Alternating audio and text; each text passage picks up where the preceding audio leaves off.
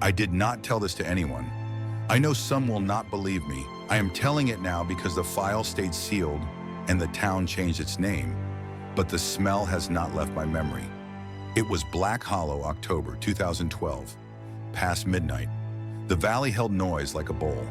Our truck rolled in slow, engine idling in a two-beat rhythm, low then lower, like a generator somewhere under the road. I kept counting in fours. 4 breaths. 4 checks of the latch on my plate carrier. 4 seconds on the radio test that never reached past the ridge. The air smelled like creosote and a sharp cleaner, the kind used in school hallways. Creosote on my gloves, cleaner in my throat. The wind did nothing to move it. We were sent to secure the town after a local breach at the municipal depot. Locks cut, 1 silent camera, 1 rumor too many. I remember the noise, the smell, and my counting, and that is where our brief began. Before we start the video, hit the subscribe button to support the channel. It only takes a second. Our task came from battalion just after dusk. A single paragraph order, delivered in person, marked urgent but not high risk. Secure the town of Black Hollow after a local breach.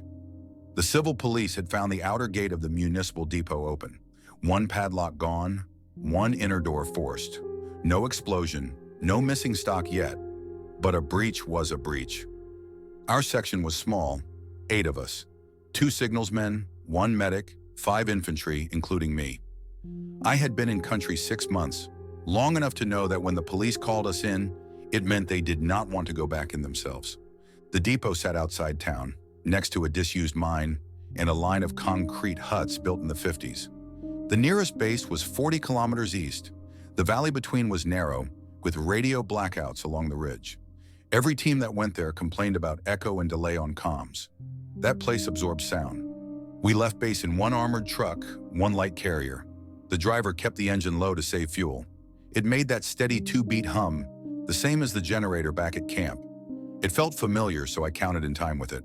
4 beats between turns, 4 beats between each gear shift. Our sergeant briefed us as we rolled. He kept it simple. Secure, confirm, report. The civil side said there had been talk of people moving in the old mine. Some claimed they saw lights underground. Others smelled ammonia near the vent pipes. Nobody could confirm anything. When we reached the outskirts, the air thickened with that smell. Creosote from the timber posts, and under it a chemical note, like cleaner left too long on a floor. The air was dry, so the smell hung low. I checked my respirator once, counted 4 clicks on the straps. We parked at the police outpost. The local officer met us at the door. He looked relieved to see uniforms. He said the depot had been quiet for years, just a few shipments of medical kits and equipment for emergency stock. Nothing anyone would steal unless they were after containers to use for something else. He gave us 1 map drawn by hand, showing the main depot building, a side shed, and the entrance to the mine. The mine had been sealed after an accident 5 years earlier. No records of what remained below. He said no one from the town went near it now. The sergeant split tasks. Signals checked the radio link. I was assigned as rear security, then interior check once the gate was cleared. We loaded the thermal camera, breaching tools, and 1 portable generator in case of blackout. The hum of our truck stopped when we dismounted. The valley fell silent. You could hear water moving somewhere below, slow, like breath between walls. I counted 4 seconds, waiting for any echo. None came back. We moved toward the depot fence. The gate hung open. The hinges squealed once, then stopped, as if someone had oiled them halfway. The first lock lay in the dirt, cut clean. The second was still on the chain but open. The smell was stronger now. Creosote, ammonia, dust. Inside the perimeter, the ground was uneven. Footprints showed fresh tread marks. 2 patterns, 1 booted, 1 lighter, maybe rubber soles. They led to the side door of the main building. Our sergeant signaled halt. We formed line, checked angles. My job was to count steps to the door. 16 steps, 4 sets of 4. The habit kept me calm. I had used that rhythm since training, to steady aim and measure space. The signals man called out partial reception. The radio flickered between open and static. He logged the signal strength. The sergeant told him to keep a relay open for the next 2 hours, standard search window. We entered single file. The interior air was cooler but carried the same smell, thick and sharp. I could taste metal. Our boots clicked on concrete. The light from our torches cut through dust motes like fine powder. The floor showed drag marks, something heavy pulled inward. The medic noted containers along the wall. Old chemical drums, sealed and labeled from older inventory. Nothing leaking. Yet one label had been scraped clean.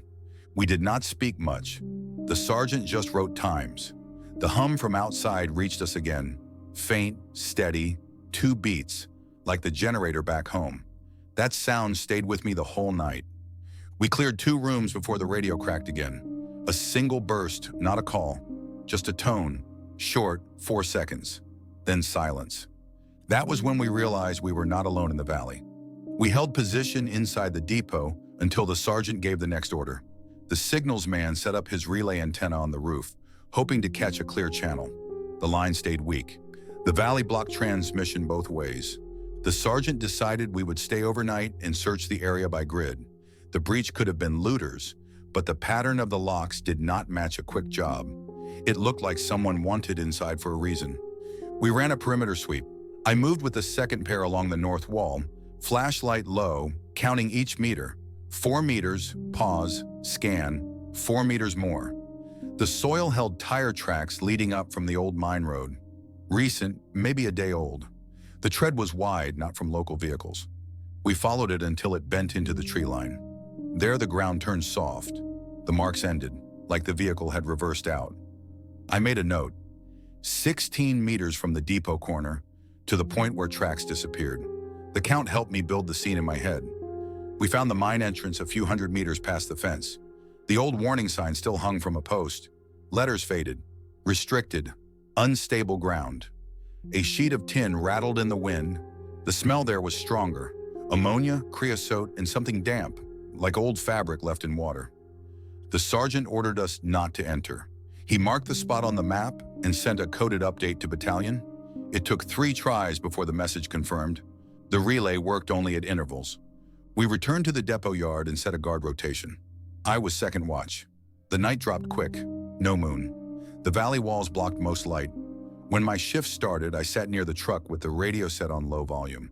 The hum of the generator filled the silence. 2 beats, pause, 2 beats again. I watched the depot windows. Nothing moved, but every few minutes the smell drifted through, sharper, like someone had stirred the air inside. I checked the door seals. All shut. I counted the seconds between each hum pulse. 4 seconds exact. Then it skipped 1 cycle and returned off rhythm. That small shift made me tense. Machines do not skip without reason. At 0300, the signal man stepped out from the roof to change the antenna angle. He called me over. From his view, the ridge lights blinked once, low on the far slope, then faded. Not like a lamp or a headlight, more like a reflected flash. He logged it, time-stamped, then shrugged. Probably surveyor, he said. When I looked through the scope, the spot was dark. I marked the bearing anyway.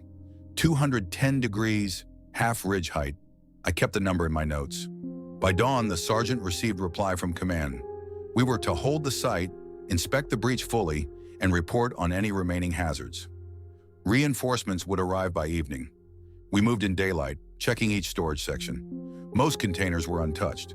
A few had fresh fingerprints on the lids.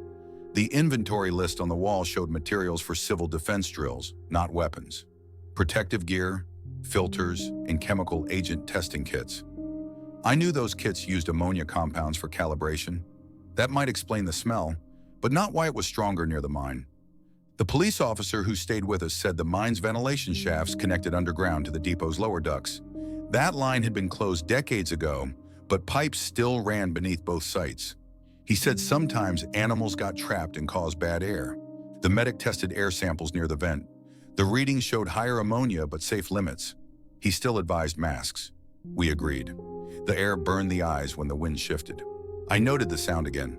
The generator's hum had changed pitch. 2 beats, then a soft metallic ring, like pressure building inside a line. The signal man checked the machine and found nothing wrong. By afternoon, we finished the primary check. The sergeant planned a sweep toward the mine entrance before dark. We loaded basic gear, light weapons, 1 stretcher in case of accident. I kept counting everything, as habit.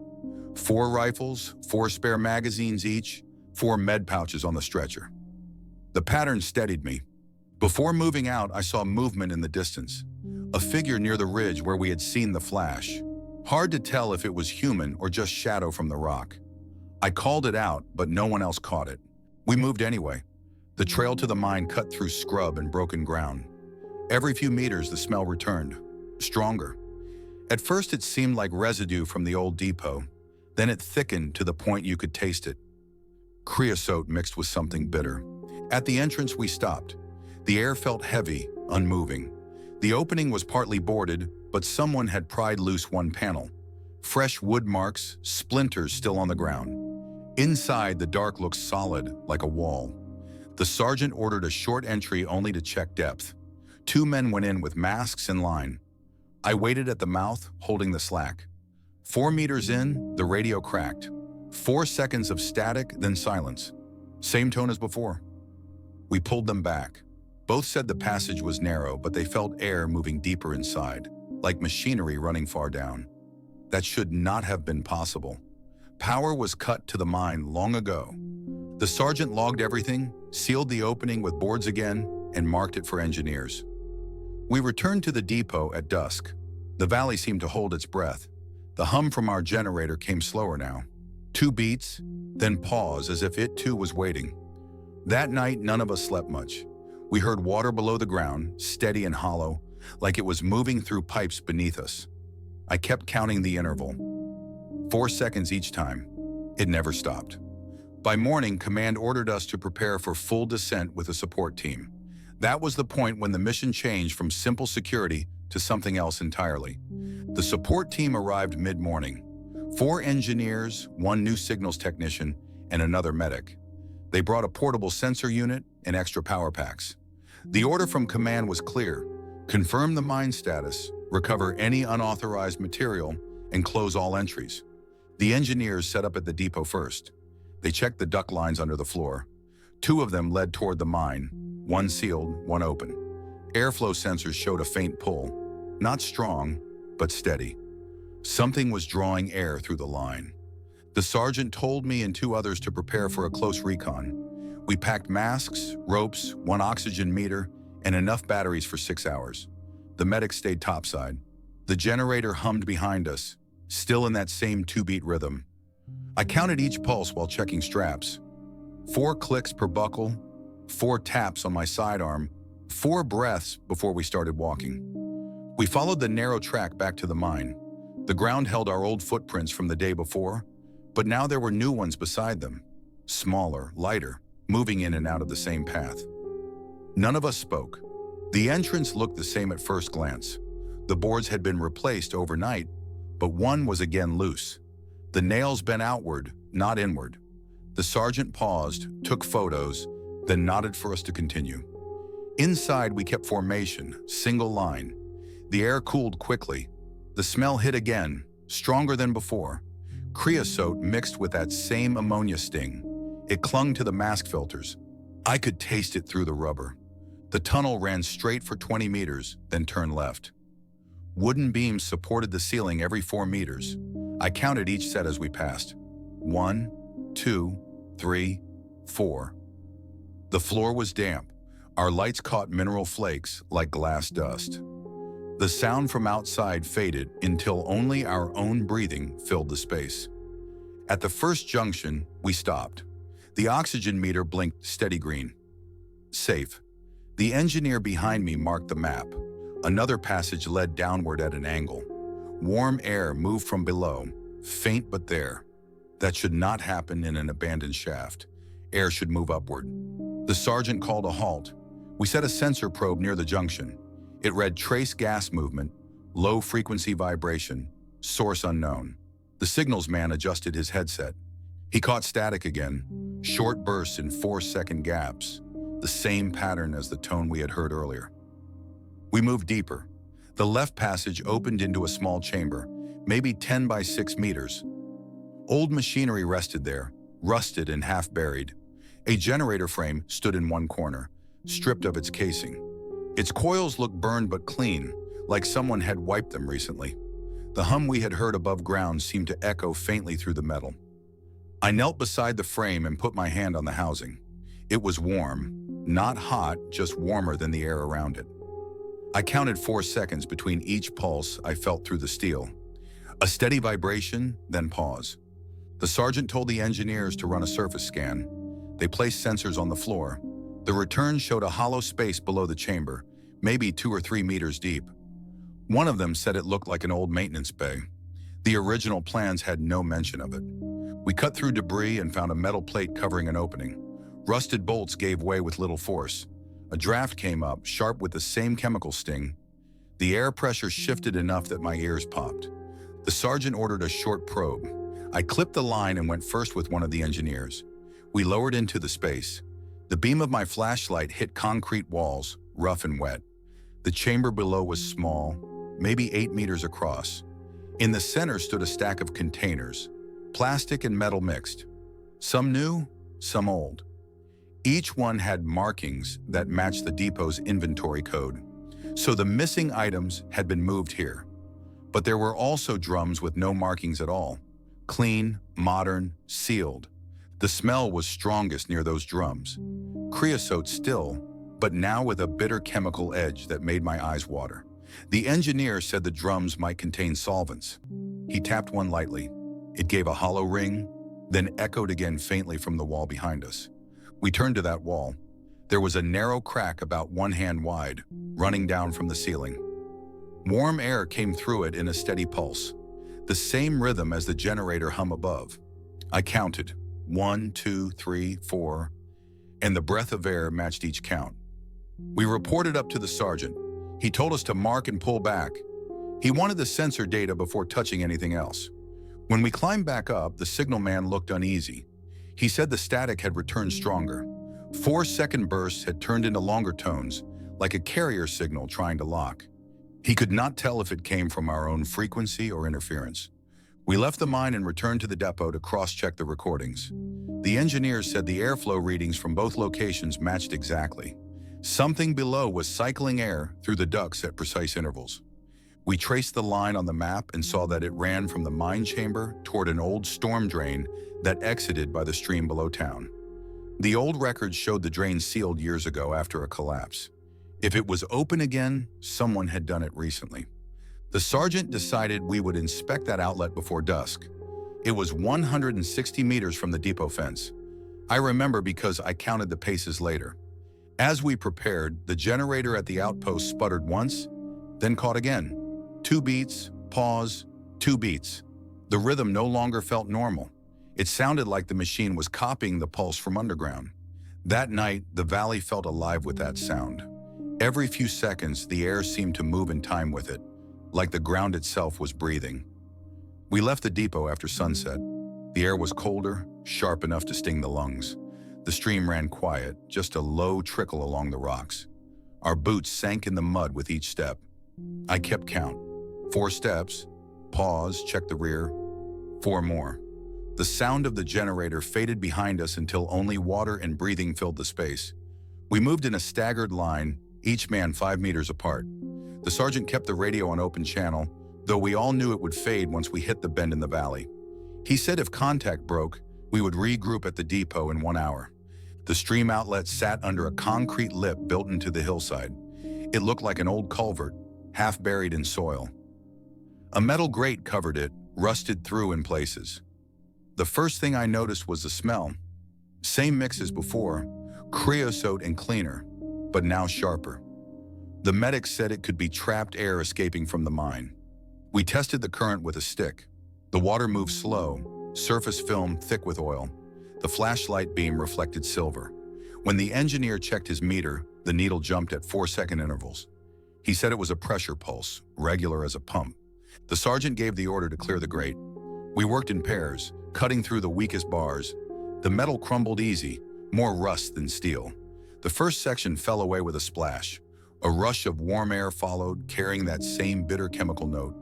My mask filter caught part of it, but I still tasted it on my tongue. We shone our lights inside.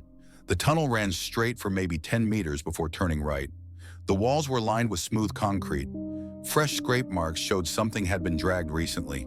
heavy and round, leaving streaks in the mud. We entered low one at a time. I went third.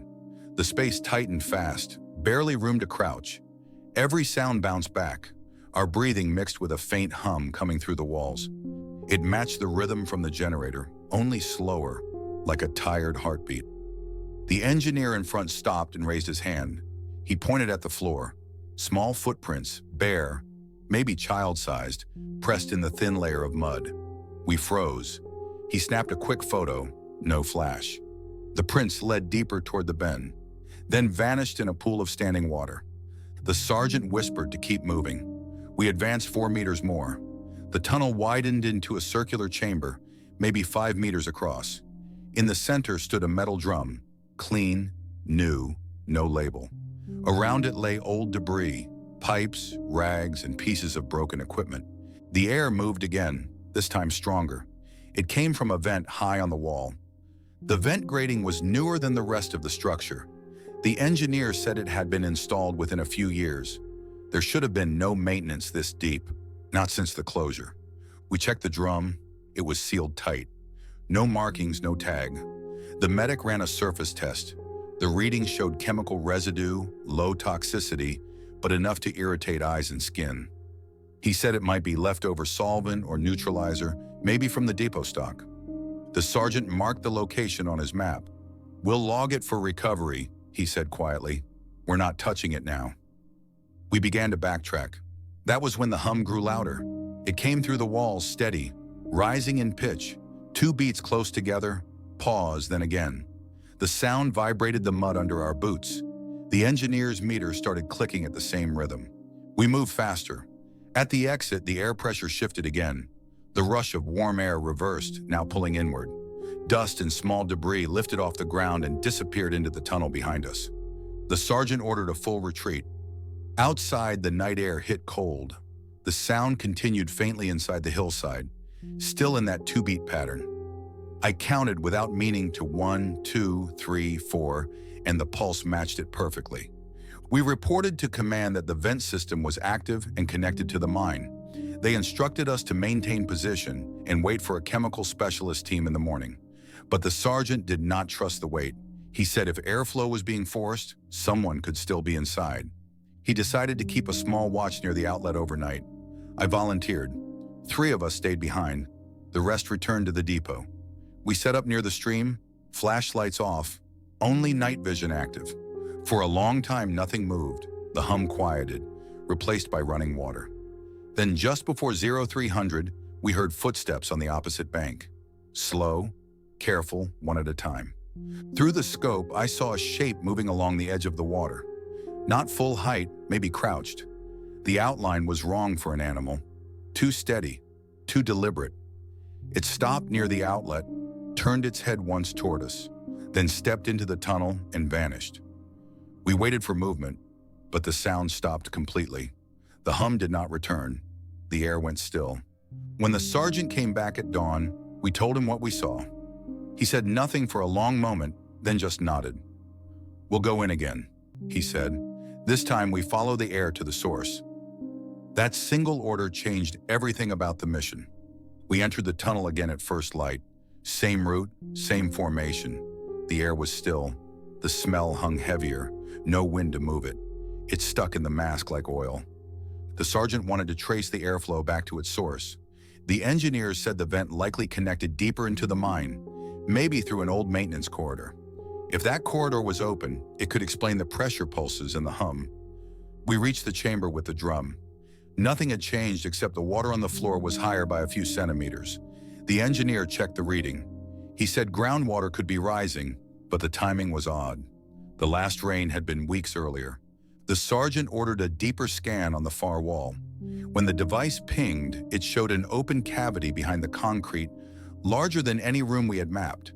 A tunnel continued from there, down and right. Someone had cut through from inside the wall at some point. The opening was covered with thin boards, painted the same color as the concrete to hide it. We pried them loose. Warm air came through in bursts. I counted again. 1, 2, 3, 4. The rhythm matched the generator above ground. We went in single file, crouched low. The floor sloped down at a steady angle. My boots slipped on fine dust. The passage ran straight for 20 meters, then curved. The smell of ammonia turned sharp, like fresh chemical cleaner mixed with iron. At the bend, we found marks on the floor, drag lines again, this time leading downhill. Small drops of clear liquid shone under the flashlight. The medic tested it. He said it was water mixed with some solvent, no sign of blood. Then we reached the junction. The tunnel opened into a circular space with 4 smaller passages leading out, each numbered with faded paint. This was not on any map. The engineers said it looked like an old ventilation hub from the mine's deeper levels. In the center stood an upright pipe, 2 meters high, with a capped valve on top. The metal was clean, polished in spots by touch. Someone had been using it. The sergeant asked for pressure reading. The gauge needle moved in 4-second intervals, jumping slightly then dropping. The sound of air moving through the pipe matched that pulse. He ordered the valve open slightly. When the engineer turned it, a low hiss came out, then a long moan, like air escaping a closed space. A blast of cold vapor hit our legs, smelling of creosote and something sour. The hum we had been hearing shifted pitch, now higher, closer, not through the wall but around us. The oxygen meter dropped to yellow. We sealed the valve and backed off. The medic said it might be stored gas buildup. The sergeant noted the readings and signaled to pull out until the level returned normal. We waited near the tunnel mouth. The engineer wiped his visor and looked at the valve again. He said quietly that the gas pressure could not build like that unless the lower chambers were sealed and still running some type of air cycle. The sergeant asked how that was possible with no power. The engineer hesitated, then said the hum might not be a generator at all. It could be mechanical pressure cycling, driven by water flow through old conduits. The movement of the stream might be forcing air through the system. It made sense mostly, but not why someone would reopen the lines or move the drums inside. That was when the signals man caught something. His receiver, set to shortwave, picked up a repeating tone. Same 4-second rhythm. It played, paused, then played again, like a coded beacon. He adjusted frequency. The source came from below us, not the surface. The sergeant froze. He looked at the rest of us and said quietly, "This was never about the depot. Someone's using the mine." That was the moment everything shifted. What we thought was cleanup turned into a live operation. We were no longer securing property. We were walking into someone's system. The sergeant made the call. We would trace the signal to its source. No waiting for the chemical team. We moved deeper through the lowest passage, following the direction of the tone. The hum from the vents grew louder, then faded, like the air itself was breathing. I kept my count going. 4 steps, stop, check corners. 4 more. The tunnel twisted, walls damp with condensation. The smell was stronger here, creosote heavy, mixed with chemical bite. My throat burned inside the mask. After maybe 50 meters, we reached a metal gate. The paint was new, bolts still silver. Someone had installed it recently. The lock was commercial, not military. The engineer cut it in seconds. When we swung the gate open, warm air rushed out, thick with vapor. The oxygen meter flashed yellow again. Inside, the tunnel opened into a wide chamber built of reinforced concrete. Pipes lined the ceiling. Half the lights were still working, powered by some small generator hidden beyond the far wall. The tone from the radio came loud now, not just through static but echoing from the walls in faint bursts. In the center, half submerged in water, stood a rectangular platform with several plastic containers stacked on it, all unmarked. Around them, remnants of wiring, switches, and tubing. Someone had been transferring something here. The sergeant ordered a perimeter. The engineer started photographing. I stayed near the entrance, counting the sound intervals. 4 seconds between tones, each tone lasting exactly 1 second. The pattern was too deliberate for interference. Then the water level shifted. It rose fast, maybe 2 centimeters in the first minute. The engineer shouted that pressure was building under the floor. The sergeant ordered evacuation, but the radio lagged. Only static answered. We formed a chain to move gear back toward the gate. The hum became uneven, faster now. The metal platform in the center vibrated, small ripples spreading outward. I stepped closer and saw movement beneath the water surface. Air bubbles rising in steady rows, like from a vent line below. The pattern matched the 4-beat rhythm again. The air pressure in the chamber changed so sharply my ears popped. The medic warned that the oxygen level was dropping. The sergeant told us to retreat immediately. We started pulling back through the gate. That was when one of the engineers slipped on the wet floor and hit his leg against the lower step. The sound of the impact echoed like a shot. We dragged him out fast. Behind us, a deep groan came from the walls, followed by a burst of vapor through the vent holes. The air turned white. I could not see more than a few meters. The hum became a roar, then dropped out completely. We reached the previous junction just as the pressure behind us blew one of the pipes loose. Water and gas burst out in a cloud. The oxygen meter flatlined. We sealed masks tighter and moved by hand contact along the wall. The sergeant called a halt once we reached the upper slope. We counted heads. Everyone made it except the injured engineer, still conscious but his leg badly cut. We applied a tourniquet, then moved him up the tunnel toward daylight. I counted steps again, 4 at a time, until my chest stopped shaking. Outside, the air was cold and clear. The signal tone had stopped. The hum under the ground was silent. We set up a field post near the stream and radioed command. Transmission was weak, but we got through. The sergeant gave a short report. Mine structure active, unknown system operational, 1 casualty, air pressure collapse. Command told us to hold position and not re-enter. While the medic treated the engineer, the signals man replayed the tone recording. We slowed it down, ran it through the filter. It was not random. The tone had coded pauses, 4 short, 1 long, then repeat. The spacing matched field call intervals. It looked like a beacon identifier, the kind used for navigation or marking. That explained nothing, but it meant someone had installed equipment down there with purpose. We waited through the night. The water at the outlet slowed to a steady trickle again. The air smelled cleaner, but the creosote lingered. I still counted the pulses in my head, even though the sound was gone. By dawn, command gave the order: secure remaining structures, recover all drums, and prepare the mine for sealing. We were told another team would take over by afternoon. The sergeant looked at the rest of us and said quietly, "We finish this before they get here." We started before sunrise. The air was heavy with mist, hanging close to the ground. The injured engineer stayed at the field post with the medic. The rest of us went back toward the mine. The sergeant said we would recover what we could and confirm that the lower chamber was clear. If any of the system was still running, we would shut it down by hand. I led second. Light trained on the path. The dirt was damp. Water still seeped from the cracks near the outlet. The hum had not returned, but I kept counting in my head anyway. 4 steps, pause, 4 more.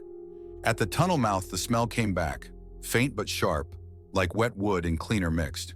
The boards over the entrance had shifted again. The nails were bent, like they had been forced outward overnight. Inside, the air was warm. We moved slow, passing each checkpoint we had marked before. The deeper we went, the more we felt that same vibration in the floor, not sound exactly, but movement through the soles. At the chamber where we had found the valve, the lights flickered once and stayed dim. The pressure gauge we had left behind still twitched, needle moving just slightly. The sergeant tapped the glass. It steadied, then rose again to the same 4-second rhythm. "Still cycling," he said quietly. "Let's finish it." We continued down the lower tunnel. The water had drained some, but marks on the wall showed how high it had reached. A thin layer of residue covered everything, slick under the boots. The smell of creosote was stronger now, almost metallic. When we reached the large chamber, the door we had forced open before was now half closed again. The lock plate had been replaced, rough welding marks around it. No sign of fresh tools, no footprints. The sergeant motioned for the engineer to cut it. The blade sparked against the weld. The door opened with a hiss. The chamber was dark. The generator that had powered the lights before was silent. Our beams cut across the space.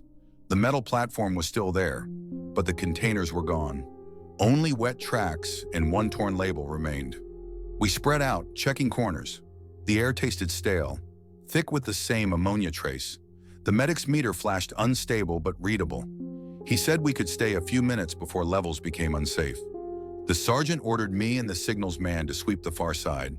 There we found the source of the hum, a large intake fan built into the wall, blades still turning slowly, driven by residual current or air pressure. The sound was faint but rhythmic. 2 beats, pause, 2 beats again. I crouched beside it. The vibration ran through the metal casing, steady as a heartbeat. I counted the rhythm under my breath, 4 seconds between each pulse. Then the signals man called out. His receiver had picked up the tone again, faint but repeating.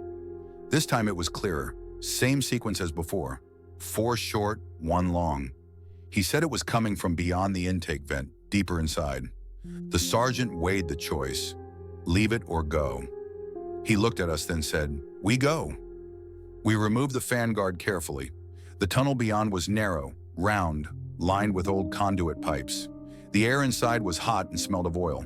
We crawled in single file, slow, flashlights steady.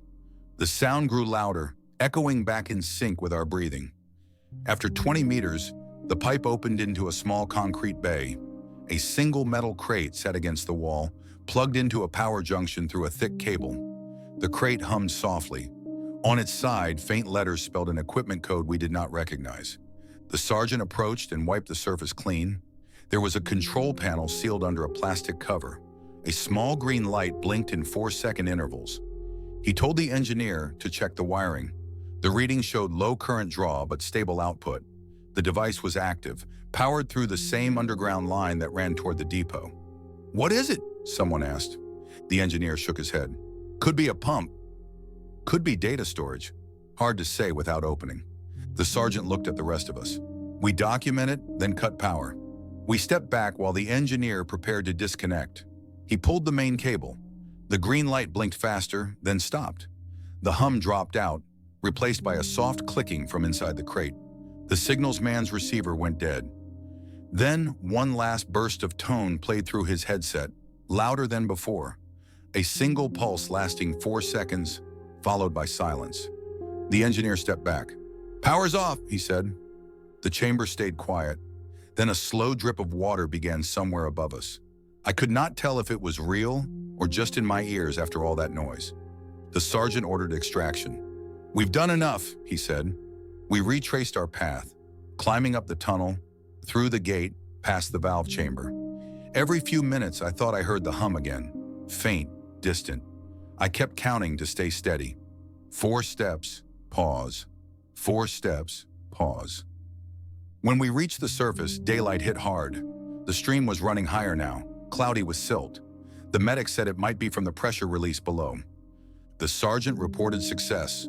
Lower systems powered down, chamber secured, unknown equipment disconnected. Command confirmed receipt. They ordered us to await the sealing team. For a moment, it felt finished. Then we heard something from the direction of the depot, 3 low thuds, spaced evenly, followed by the sharp crack of metal tearing. The sergeant looked back at the valley. "That's not wind," he said. We moved fast, gear still on our backs. The depot sat 200 meters uphill, just past the stream bend. The ground vibrated with each step. The sound was dull at first, then sharp, like metal hitting concrete. When we reached the fence, smoke was rising from the side shed. One wall had collapsed inward. The power lines above it were swinging, sparks cutting through the mist. The generator was still running, but the hum was broken now, uneven and high-pitched. The sergeant ordered everyone into cover.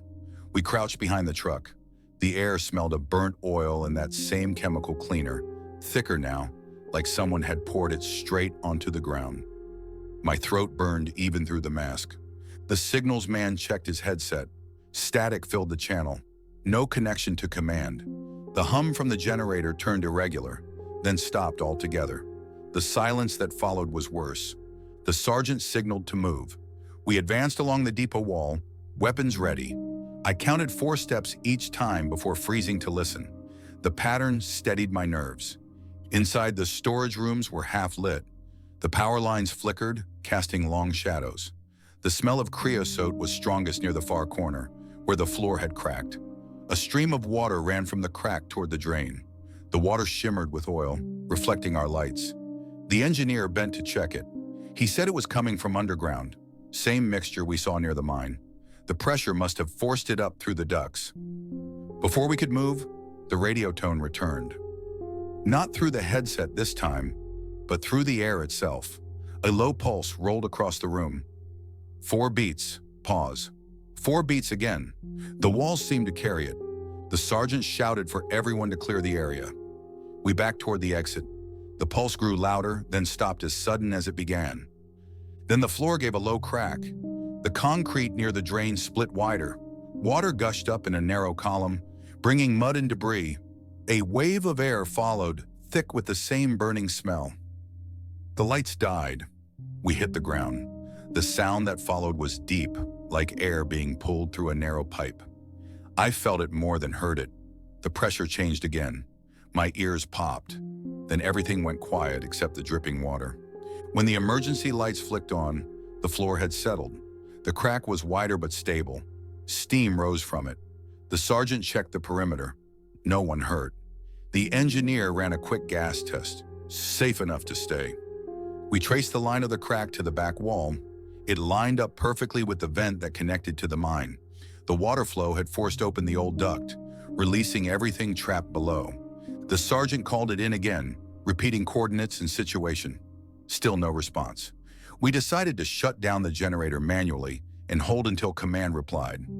The signals man and I went outside to the power shed. The air was heavy, no wind at all. We heard the hum again, faint, farther down the valley. It did not come from the generator this time. It came from the ground. We followed the sound for a few meters until we reached the main vent pipe at the edge of the property. The cap was gone.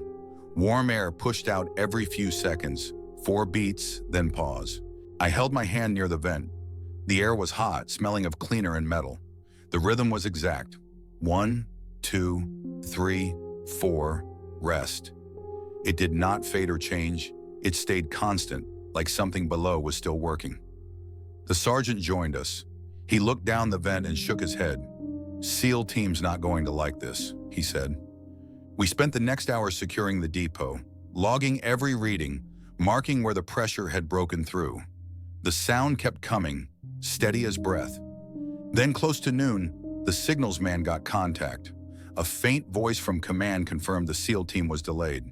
They told us to evacuate and leave the site marked for engineers. We packed fast. The injured man was loaded first. Before we left, the sergeant walked once more to the vent.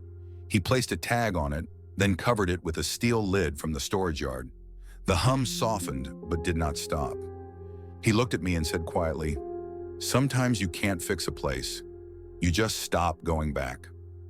We drove out of Black Hollow that afternoon. The road twisted along the ridge. From the window, I could still hear the faint pulse through the ground. 4 beats, pause, 4 beats again. It followed us until the signal dropped. We reached base by evening. The trucks were coated in mud, the smell still clinging to the tires. The medic went straight to the infirmary with the injured engineer. The rest of us sat outside the debrief tent, quiet. The report we gave was short. Mine structure breached, pressure system active, equipment recovered, power cut, area sealed. Command signed it without comment, no follow-up questions. The chemical team arrived 2 days later. They entered the mine for 6 hours. When they came back, their lead officer just said the lower sections were flooded and unstable. They closed it permanently with concrete. The depot was dismantled within a week. The official record called it a structural failure caused by illegal excavation. No mention of the signal or the crates or the rhythmic air pulses. All our data was taken and logged as restricted. When I cleaned my gear, I could still smell creosote on the gloves. Even after washing, it lingered faintly, the same mix of oil and cleaner that had followed us since the first night. The sergeant transferred soon after. Most of us never spoke about Black Hollow again. But sometimes when the power cuts at night and I hear a generator start with that same 2-beat rhythm, I catch myself counting under my breath. 1, 2, 3, 4. It always stops on 4. Weeks later, we got one final update. The seal at Black Hollow held. The area was reclassified as restricted ground. Locals were told it was due to gas leaks from the old mine.